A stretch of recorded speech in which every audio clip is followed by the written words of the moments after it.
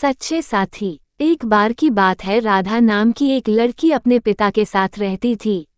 उसकी माँ बचपन में ही गुजर गई थी। वो अपने घर का काम करती फिर कॉलेज जाती थी। कॉलेज जाते समय वह रोज रास्ते में एक जगह पक्षियों को दाना डालती थी। उसके घर में भी 2 पक्षी थे, उनको भी वह रोज दाना डालती थी।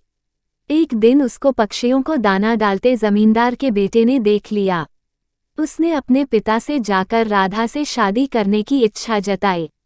जमींदार ने राधा के पिता से बात करके अपने बेटे की शादी राधा से करा दी।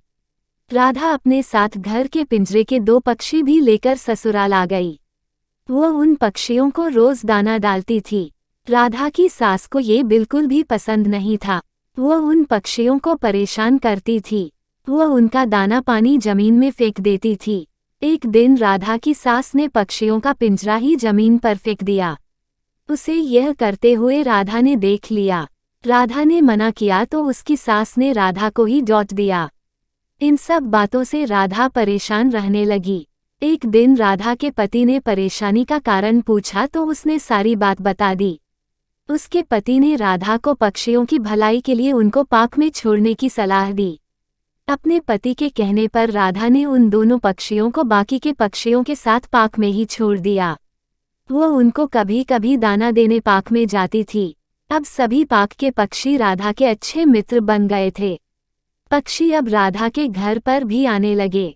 राधा की सास को जब ये पता लगा तो वह गुस्सा हुई। वह राधा को उसके मायके छोड़ने के लिए उसको साथ लेकर गई। रास्ते में कुछ चोरों ने राधा की सास के गहने चुराने की कोशिश की। तभी राधा के पक्षियों ने आकर चोरों पर हमला किया, जिससे चोर भाग गए। इसके बाद राधा और उसकी सास घर ही लौट आए। अब राधा की सास की सोच पक्षियों के प्रति बदल चुकी थी।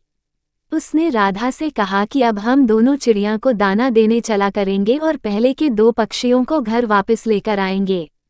ये बात सुनकर राधा बहुत खुश हुई। सीख: इस कहानी से हमें ये सीख मिलती है कि हमें जानवरों से अच्छा व्यवहार करना चाहिए।